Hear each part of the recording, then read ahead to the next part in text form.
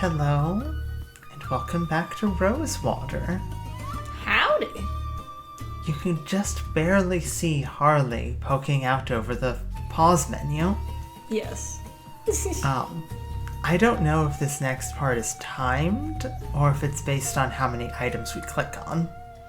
Either way, I don't want to take the risk of the intro potentially getting us caught.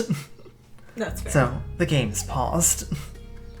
I think it'll probably be not on a timer, but on you can only look at a certain number of things, or there is you can look at everything, but at the end it's gonna be like, oh, you were here too long, that kind of thing. Yeah.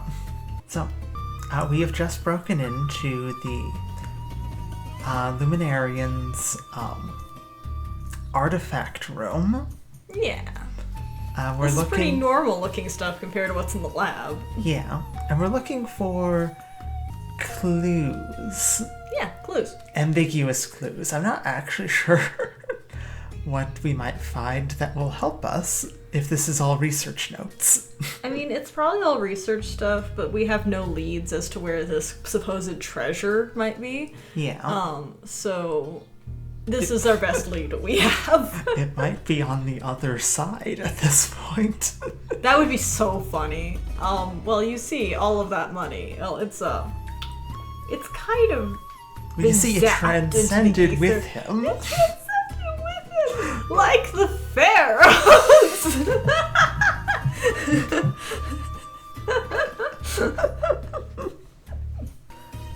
So let's get in and see what we can't uncover. Oh my. Oh fuck. There's so much shit. to look at. Okay. You've saved, so Yeah. let's see how far we can get into this before, if it'll let us actually look at everything. Yeah. Let's look at this Let's thing. poke What in it. the hell is this supposed to be? Should I poke it? Poke it. Didn't do anything. Probably for the best. That's good. There could be something useful in there. Lots of extra glassware. Nothing I need. Yeah, just leave that open. Don't close it at all. Give this a sniff. Damn, that's got a kick to it. Probably shouldn't have just Some inhaled. notes documenting the effects unknown of electricity on liquid. animals. They're signed by a Juliet Montgomery. That's also been just sitting there for Bunch who of knows how circles long. documenting the effects of ethericity on plants. Okay, that's interesting. Yeah. Must be nice to actually be able to understand this stuff. Some old bearded guy. The plaque says Galileo Galilei. Some old bearded guy. This Looks is like a smaller Galileo. version Sounds of like a the power generator in nerd. the lab. Okay, we got cabinets here. This looks like a... Is this Like a radio? radio? Somewhat resembles a telegraph, telegraph? but what is this box for? I mean, that looks like a telegraph over there, but that looks like a Things radio. some people will keep Yeah. for posterity, I'll never understand. I mean, I guess we can't see it, but from behind it's got that No idea what that rounded is, top. but it looks Yeah. complicated. Prometheus bringing fire. What do you mean, search? Nothing's hidden behind it. Oh, shit. Okay. Clark had quite the library. Let's see. Books on science, engineering, astronomy. I'm sure this is all fascinating, but it's not going to help me any. There's a lot of Reminds things me I of an could just mess overgrown with. boiler. Yeah. But I don't think they're going to provide much, Help. help. Just another one of Clark's weird toys. Bottles of different colors. Nothing helpful. I haven't searched this cabinet. No. Oh, look, what is this? Is that actually a telegraph? It somewhat resembles a telegraph. Okay, Yeah, so what is this that box? part that's does. all part of the same thing. That part does resemble a telegraph. At least what I know of a telegraph. Lots more books. Mostly about technical subjects. And what's this? Looks like oh. a diary. Score. Shit. I should have known. Get out of here this instant, degenerate! So I think the timer was basically until we find Don't that you dare diary. try any more Maybe. trickery, or emissary Paul will hear of it. At least I found what I was looking for. I don't know about you, Samuel, but like Like- if I caught someone doing that and I thought and believed that I was tricked, I would just tell the like, you know. Yeah. I would be like, I'm telling. Like, don't let her walk off with a warning. Yeah. A stern warning at that. Ooh. I do want to say, though, like, I suppose I didn't click to mess with a lot of the doohickeys. That's true. So it's possible that, like, looking at something isn't counted as passing time, but, like, interacting with it is, like, That makes searching a sense. cabinet passes time. That makes sense. Sniffing that Vile, Vile. who knows what. something that has a kick to it Yes. passes time. I don't know. But anyway, we just The final entry is got a bookmarked with a letter. diary. Definitely worth a read. But first, Oh boy. Oh boy. How much oh no. Oh dear. Oh no. There's a lot of diary to this diary. What a time, Mantis, for you to mention that your throat's a little sore. Yeah, my throat's a little sore. Like, I mean, I can probably read it. It's gonna be like 10 minutes of reading. Are you sure? Yeah. March 13th, 1845. What year? We're 1848? No, it happened on 1848. That's We're when like- he ascended, right? Yeah, we're in like 1850 something. Okay. I'm embarking on a new project, which means a new journal. I began to keep a journal. Here I will record my notes and observations from a series of experiments on the generation and application of etheric technology. Energy. Yeah. I believe it can be Profitably. harvested from the air and harnessed for an immense number of beneficial uses. My dictation isn't great, unfortunately. Sometimes it can be very good. Most of the time, about 80% of the time, it's like this. I see the streets of Lamplight City aglow, not with the smoky flicker of flame from burning costly oil, but with bright, etheric light from lamps that never need fuel. I see compact, efficient, etheric engines replacing the bulky, limited diffusion generators that drive Her Majesty's airships. I see our nation's mills and manufacturers humming, kept in motion not with the sweat of the brow or the belching fumes of coal fires, but with the clean, abundant power of ethericity. The applications are limitless, but before they can be realized, I must turn my attention to the practical problem of efficient generation, not to mention safe, reliable storage. Even if energy can be summoned from the atmosphere on demand, some immediate storage device will be necessary to absorb the excess and release it in a controlled fashion. Absent of such a mechanism to modulate the unpredictable flow of raw power, the effect would be akin to cooking one's breakfast by exploding a stick of dynamite. Oh no. A very efficient way to cook eggs. But not if you want to eat the eggs. Tomorrow I must visit Cunningham's and order glass tubes and ampoules? Something like that. Ampoules? I'm not a chemist. And always takes weeks to deliver. I hope he has magnetite on hand in sufficient quantities so I can start experimenting right away. I will not try the iron fillings first, if not. But down to the last spool of copper wire, I must pick up more, and I must stop by the offices of the Gazette soon to circulate an advertisement for a new assistant in the weekend edition. Much to do. Yeah, I'm gonna take a wild stab that Paul is that new assistant. Good possibility. Or maybe Samuel, I suppose it could be. I feel like that's a hint that somebody that we know Yeah. or are going to learn about was the assistant.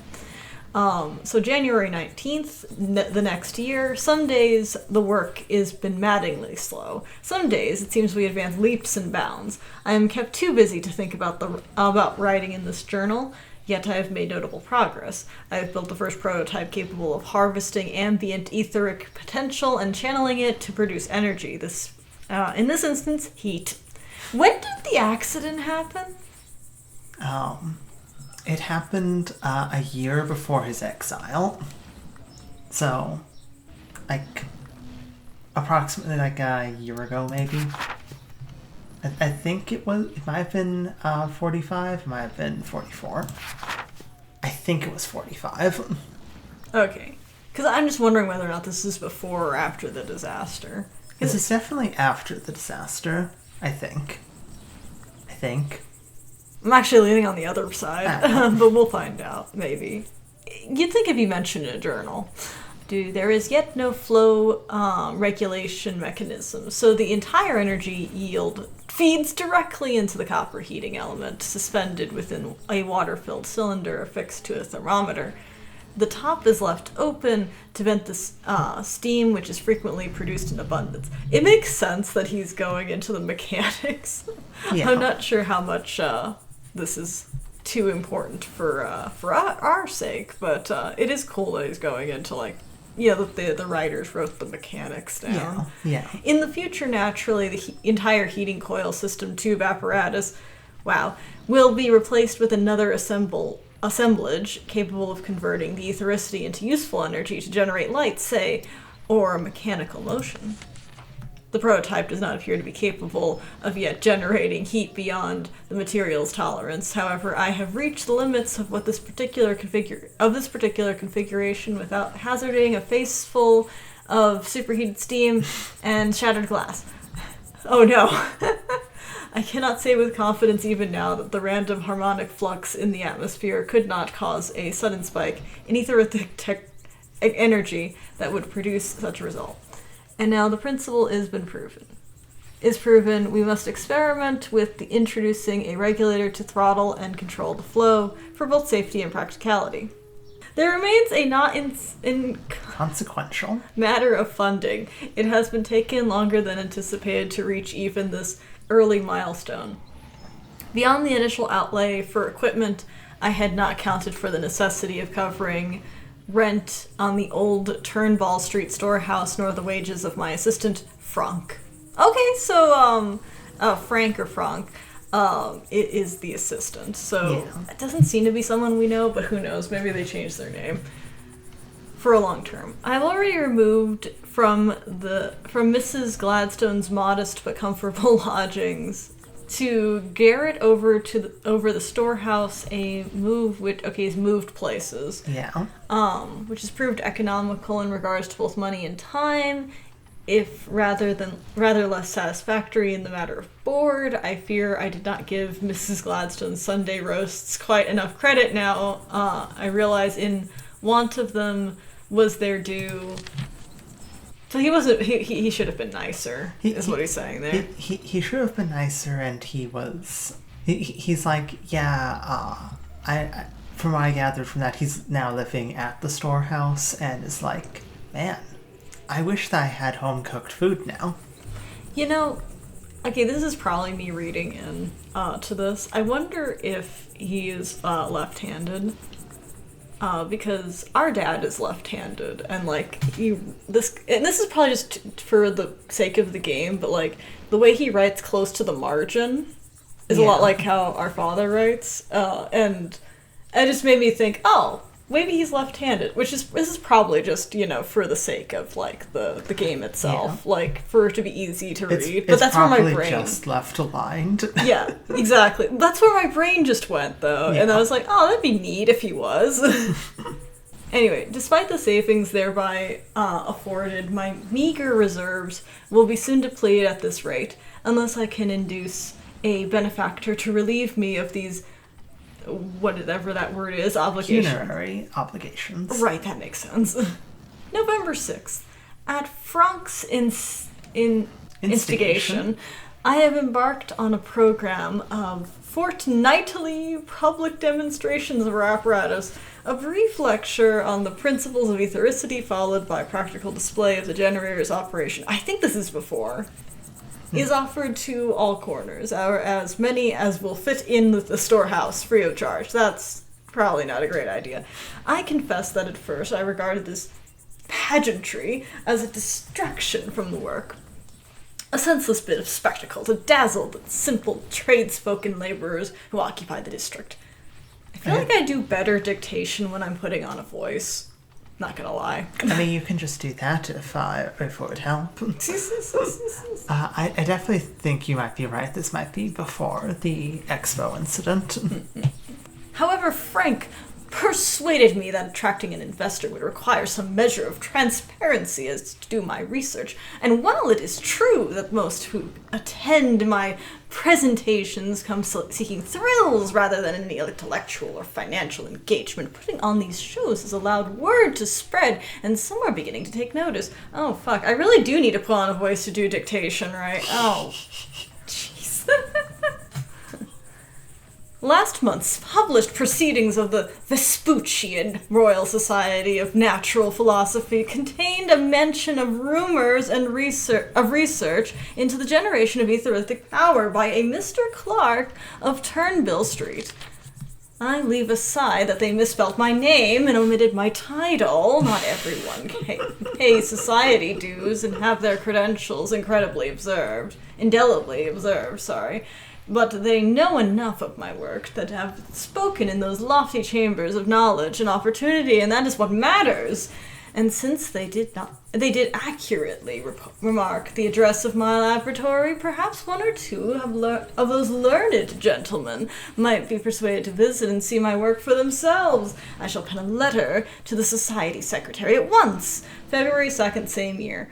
Well, it is 47, now it's 46, like a couple entries ago, but that's okay. With the introductions and engagement lately extended by Dr. Nethersoul, the second vice president of the VRSNP, I have secured connections sufficient to gain my place in the etheric pavilion, an etheric pavilion that will be installed at the Lamplight City Global Expo this very summer. Oh, boy. Oh, boy. Yeah, no, this is... Yeah. I think what it was, I think it was in 47, and then he disappeared in 48, right? Maybe, I don't remember. Not only will I have the opportunity to demonstrate my etheric generator before a grand public audience, but as a condition of my participation, Harmond and Grove, chief sponsors of the exhibit, have tasked me with consulting on a design of the pavilion in terms of requirements as to the technical equipment, layout, commodores for visitors, tens of thousands expected, and so forth. There is so much to be done to prepare. Tuning the flow of the regulator remains the utmost priority. We still have some months left to resolve the superheating issue. Have high hopes for the finer gauge electrum filament. It strikes me at whatever investments and explorations these firms have heretofore conducted in the sphere of ethericity, there are really very few individuals whom they might turn, who have any measure of practical experience extending beyond the realm of pure theory. And yet, I had to go begging, hat in hand, to them for the opportunity to take part in their exposition. Absent my generator, which can produce energy at a fraction of the cost of electricity, and with none of the polluting infrastructure, there would be nothing to present in their pavilion but promises and fairy stories of a future not yet in evidence. I must not bristle at the indignities and be grateful for my good fortune. At last, the world will see the power of ethericity revealed. Bad things happened. June 6th. Horrors beyond uttering. I can hardly bring myself to write them here. Frank. Poor Frank. Well, Frank died, so Frank's not a character, but Frank is dead. Frank got zapped, didn't he? Your mother will not open the door to me, and I cannot say I fault her for that. I will send her your 3 months' wage by post, a paltry sum for a life, but all I have to offer. Well, Frank's dead. Gonna pour one out for Frank. Yeah.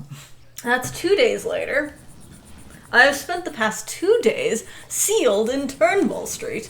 Every waking moment spent checking and rechecking my prototypes and consulting with my research notes, seeking any error or miscalculation. What went wrong? The flow regulator had exhibited irregularities before, but all within tolerance. Nothing at the scale of that. The police will never return. Neither. Yes. Hold on. The police will neither return nor allow me to access the remains of the exposition model. If I only could inspect it, I could find the manufacturing flaw, the defect in the material that caused the catastrophe. Or I shudder to return my thoughts in this direction. Perhaps some sign of sabotage. Some very obvious sign of sabotage, like a, wrench sticking out of the machine. I'm frankly kind of certain it was sabotage. I feel really dumb for not remembering all of the events of the Lamplight District, as I'm kind of worried it was us. Was it us? I don't think so. Did we fuck it up? I don't think it was us. It was probably something else. I feel like this expo was in it, though. There are many who would delight to see me fail. Angry crowds dog my steps whenever I venture beyond my door, reinforcing my voluntary seclusion. At every moment I expect the constables to arrive with irons. I have a growing suspicion that some handsome sum was discreetly paid by one of the sponsors to suppress public scandal associated with the event. If so, I am by happenstance the fortunate beneficiary of those maneuverings, and owe that to them my present liberty. But what use is my liberty without my work? They are on stage at the pavilion. I felt myself briefly a colossus of science standing astride the world with a shining future spread out before me. Now it is all crumbled in one blinding burst of light. Is that September 21st or September 22nd? 21st, I believe. Happy birthday, Mantis. And for your birthday, the inquest is complete and my name is cleared. Good job, Mantis. How did you do that? I have powers beyond your imagination. I bear no formal responsibility for the deaths at the expo. In the eyes of the city of New Britannia, at least, her people are not so gracious. The Laborites? Laborites. The Laborites in Parliament are taking advantage of the public fervor to press all more stridently for a blanket ban on aetheritic research, which I am certain the Prime Minister will be all too glad to sign into law. I am aware of the dark irony in the fact that my exoneration in the matter has likely only lent strength to their arguments. For if I am not some murderous monster, guilty of horrific malpractice, then Ethercity itself must be dangerously unstable and unsafe, beyond the power of any man to control. Fools! If they but knew the miraculous possibilities they foreclose with their ignorance and fear. Sometimes scientific truth emerges, which the world is not yet ready to hear. Was not Galileo denounced for his heretic? Was not Galileo denounced as a heretic in his day, only to be vindicated by generations yet unborn? Oh boy. I persi mo. I probably completely fucked that Latin. That's probably Latin. It looks like Latin to me. It's almost certainly Latin. It is clear that whatever I am to do next, I cannot do it here. I must leave the city. I will go west. The west! Yes! Even if total prohibition becomes the law of the land, law's hold is somewhat looser than the nation's virgin fringes, far from the grand mazion of the chambers of Parliament. The desert has traditionally offered refuge to visionaries and hermit eccentrics. Hermit eccentrics. I can continue my work there, away from the throngs. I have come too far and glimpsed too much to give up now. The road of progress is never a smooth one. I have tumbled over a tremendous stumbling block, but I will pick myself up and carry on. Ad occidentum. Am I saying that right? Occidentum? I think so. I could probably try reading a bit. Alright. January 16th, 1848. My new laboratory, my hermitage, my sanctuary of science in the wilderness is complete. Moving out here has been an adjustment for want of the various municipal amenities upon which I was accustomed to rely. My resourcefulness has been sorely tried for ample hydration for bodily needs, as well as for the hydraulic pressure and cooling of my apparatus. I have been obligated to construct a rudimentary water tower. Even the illumination which, living in Lamplight City, I had taken for granted, I must now provide, and I have taken to dipping my own candles with spare wax and cotton thread. These labors I undertake alone, unwilling to venture so far as engaging another assistant, but solitude was the point of this relocation, was it not? I do believe the desert climate agrees with me. I have certainly found it more conducive to work without interruptions at all hours, and the San Bernardo Valley vistas offer quite an inspiring change from the clogged alleys and foggy horizons of New Britannia. I am now not wholly severed from my fellow man. The small settlement of Rosewater is but a short distance away. Should I need to call upon any civilization's necessities? While I was timid of my reception at first, I have found the people here rather more open-minded than those back east, and I have begun giving occasional lectures and demonstrations for small audiences. If these simple-hearted frontier folk can yet be won over and taught to admire and yearn for the transformative potential of Aethericity, then perhaps there is hope for the rest of the nation, in time. In the desert I am made anew. My sins are wiped clean by scouring sands. I begin again. May 24th, 1849. The fools! They have done it. They have sliced off their own nose and stamped upon it as it lay bleeding in the dust for spite. Our Prime Minister, having won re-election in defiance of all decency and good sense, has moved swiftly to deliver on his campaign promises and signed a total and immediate ban on all practical research, experimentation, and development of aetheritic technology. It is a dark age we live in, and thanks to Leroy and those Laborite technophobes, it will stay that way. It is not yet clear what the repercussions will be out here, so far from the halls of power. I have no wish to tempt fate, and I have ceased all public display of my work. But will they remember the mad Dr. Clark, the erstwhile wizard of aethericity and his self-imposed desert exile? Will they come looking for me? Like a scuttling bug, I must keep to the shadows and hope to escape notice. Is the only way forward. One day I hope to deliver the fire of aethericity to man, to lift him up from the darkness and keep him in comfort and splendor. For this deed I can but hope that my punishment will be less severe than that which Prometheus endured. My work continues. Well, we were both wrong about the timeline, because 48 is not when he disappeared, if that's 49. Definitely. Okay, interesting. February 9th, 1850. Oh, thank you. Oh, That's only 9 months ago. Clark, I have a business proposal. Relinquish that dusty laboratory in the middle of nowhere. Come to El Presidio. You may stay in my suite at the Jolly Good Club. My Orem Star membership and military rank afford me certain privileges. You will be furnished with the comforts owing to a man of your intellect and accomplishments. It's signed L. P.S. You needn't have any concern for your valuables, as there is ample secure storage in the room. One of the aforementioned perks. Interesting. Jake will want to see this. Wait, I remember. It was 8 months ago that he disappeared. Okay. Isn't that what Paul said? Yeah. It was. We were at the 8th month anniversary, which is. Yeah. We were like, anniversary, and then you mentioned it was 8 months ago. Because 8 is the magic number. Check that letter at the top. Find out what year it is. This one? Yeah. Yeah, that one. That one's this one. This is the one that. The letter that we got. Oh, the letter October we got. 25th. Okay, it's 1850 then. That's what I want. Okay, so it's 1850. And this was February 12th, 18... February 1850. Oh, okay, okay. February 9th, 1850. Okay. So February that 9th. is before that one. Yeah.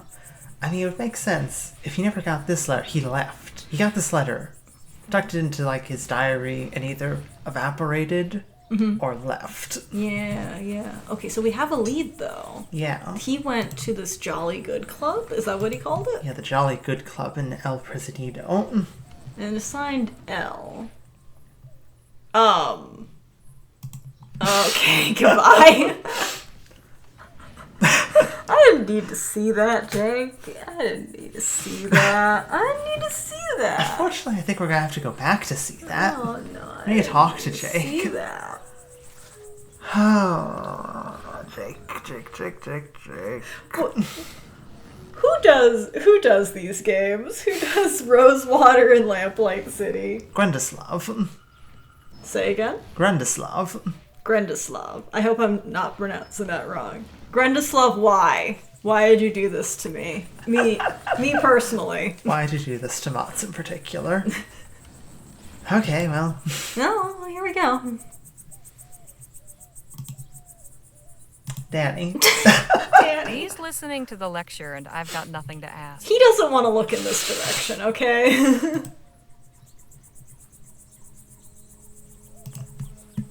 What in the ether is going on here? Miss Larkin was kind enough to offer to paint my shadow. In the altogether? Well, didn't want to get my clothes dirty. Besides, I paint the soul. The subject must bear himself and discard all excess. Okay. Okay, That's sure. not to interrupt. Yeah, I guess Yeah. so. So. I have letters. Hey, Jake, I've got something to show you. So, show me. I'd prefer to speak in private. Can't it wait? I'm a mite indisposed at the moment. It's to do with what we've been looking for.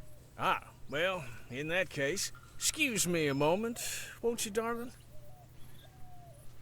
Please get dressed. Please put on some pants at least. Okay. All right, what do you got? Found I'm parts of it. finished. Have a look at this letter That's that so was inside. funny. An invitation to the Jolly Good Club in El Presidio? Yep. Check the date. 9 months ago. Ah, nice sleuthing, Harley. Let's round up the others and say our goodbyes. We need to plan our next steps. So they probably Leaving got us so here soon? and then just found But you've only just him arrived. gone. We Yeah, that appreciate the makes sense. hospitality, but it's time we moved on. If your journey must continue, then so be it. But we cannot thank you enough for your discovery of Evocator Bennett's etheric cultivator, Miss Leger. Once we relocate and configure the equipment, our crops will surely flourish. That's great to hear.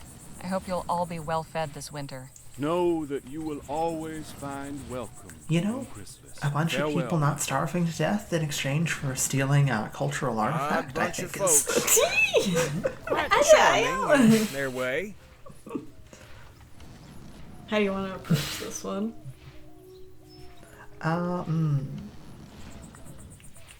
Nice to visit for a while.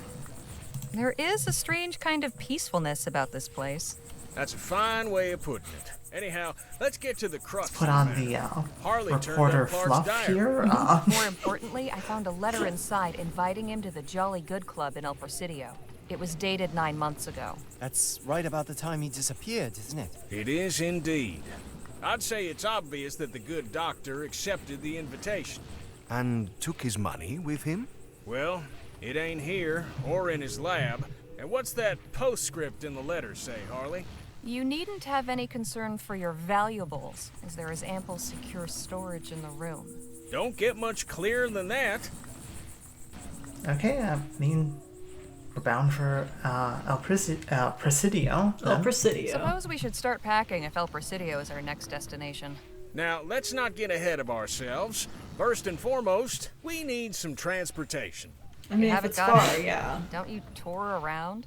Sure, but our show wagon ain't gonna fit all of us. Plus, we'll need it to store all the show's props and equipment while we're gone. There's that lady in town with a wagon, though. Heard her talking at the saloon once. You mean Said that she hires it rich out to lady? travelers. Sounds promising. Who is she? Her name's Lola Johnson. Oh, No. She Lola. stays in the old Different. blacksmith The shop. different. Okay. Oh. Well, I hope she has a forgiving nature. Hope she's not mad at Why's us. that? She caught me breaking into her place. What? It's a long story. We should head back to Rosewater, no? Yeah, let's get a move on. Well, Right. Harley, I'm putting you in charge of hiring us some transportation. Danny and I are going back to the theater to settle some business. Come get us once you've arranged a ride. And just how am I meant to arrange it, financially speaking? Well, now that may get a mite tricky. Our contract was to pay out at the end of the show's run, but seeing as we'll be breaking that contract, I'm sad to say we'll be forfeiting those proceeds. Anybody else got funds to contribute to the kitty? Not unless this Johnson woman accepts pesos. And I've few enough of those at that. I'm afraid I haven't got anything either. Harley, my dear, I'm afraid we must then prevail upon you to furnish the petty cash needed to get our expedition Why aloft. is it always us? Seeing as you're the only other one of our posse who's currently in the position of being gainfully employed. And it goes without saying, but you'll be fully reimbursed once we find what we're looking for. On top of your share. With interest. I certainly hope so. Wonderful. Well then, Oh, we'll boy. be seeing you later. What about you two? I think I'll pay Dr. Sedgwick a visit. It's been ages. You should definitely I see owe him. him proper thanks for his care. See you in a bit, Harley. Hey, they'll probably be at the doctor's office. All right, well, it's good to be back in Rosewater. it is good to be back in Rosewater. Hey, it's Stiff Lady. Yeah.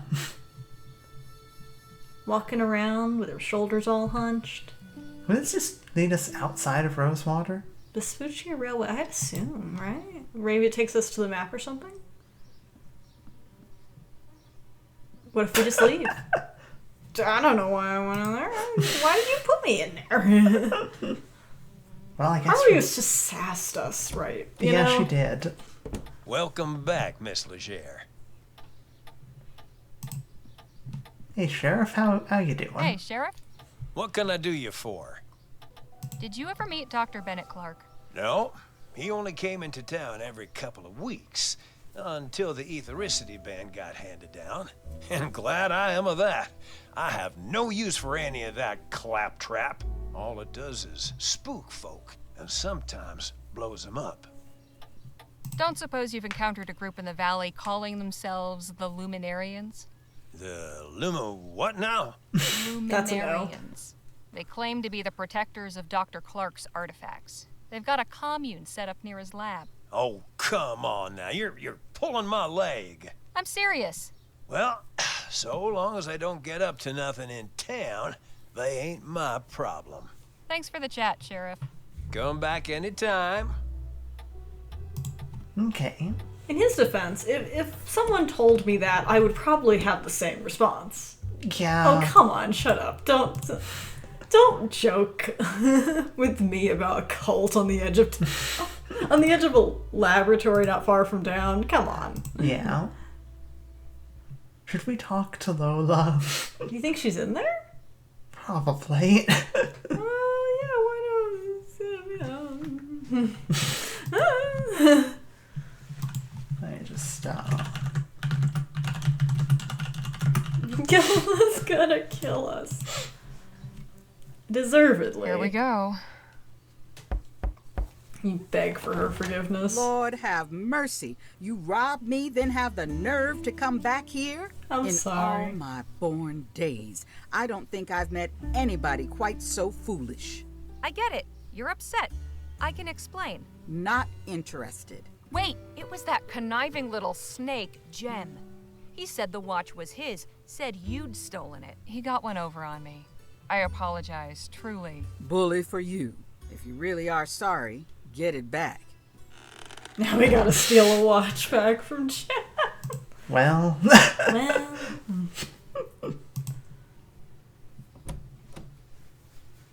Hey guys. Miss Leger. How's it going? Good to see you again. Nadine and Mr. Marquez were just telling me how you all were acquainted. Please do continue. Hey, Phil, let's talk. What about? Are you looking forward to our journey west? I more look forward to what we will find at the end of it. Right. Carry He's got on. his eye on the prize. Nadine, could we have a word? Of course. Pardon me a moment. So, how was it working for the good doctor? Well, he taught me everything I know about medicine. It was especially interesting during the rush. We had no shortage of patients then. I lost count of how many broken bones I set. Oof. Yeah, that tracks. Mm-hmm. Seems we've a big journey ahead. Are you excited for it? Yes, but also a bit nervous. I've never been beyond this valley. Really? Been all over Vespuccia? No kidding? I can't imagine staying in one place so long. But then I've been up and down most of this country. Not everyone has the luxury to travel so extensively. I'll leave you to your conversation. If I leave you to your conversation, I mean, hey, Dr. Sedgwick. Sedgwick, can I drag you away? Did you ever make the acquaintance of Dr. Bennett Clark? Doctor? If that man's a doctor, then I'm Hippocrates. Shall I take that as a no? Miss Leger, I do not associate with lunatics and crackpots, especially those who recklessly cause the deaths of innocents. Now, let's not sully the good name of higher learning any further. I love Strong the idea opinions. of Sedgwick being like, every time Clark would come into town, just peeking through the window and glaring at him. Yeah. This is great. Like, a really good writing pro tip is every character should have, like, strong opinions. And, like, it doesn't have to be about every other character, but a really good way to kind of help define, like, a character is if, like, this character does not like this other character, or this character has a strong opinion about this particular thing has to do with the story. It sounds like very basic, right? But you'd be surprised how easy it is to just sort of write, like, what's convenient. And giving your characters that definition of, oh no, this character has an opinion on something, on someone they are in opposition in some fashion to, really does bring out something about them, you know? Yeah. Have you met any members of the Luminarians? I beg your pardon? They're a community living near the old Clark laboratory. Oh, those ethericity cultists. Yes, they do make their way into town on occasion. So he does Sometimes the know them. women come to me seeking certain remedies and prophylactics. And I've treated 1 or 2 cases of malnutrition. The desert is a hard place to make a home. Something They about the mention, old like, the lab crops draws and in the stuff. gullible Yeah. and deluded. Lost souls searching for meaning. I'll see you later, Doc. Do take care of yourself. They're definitely a cult. Yeah. So, should we stop here then? It seems like our time is a little bit, There we you go. know. Yeah, probably. Well, we'll stop there. When we get back next time, I'll finish chatting with people in Rosewater, maybe punch a gem in the face, you know. Yes. See how it goes. The window's still broken. It's still broken. I mean, she's enjoying the breeze, you know. She is enjoying the breeze, yes. I hope you've enjoyed, and we will see you next time. Laters.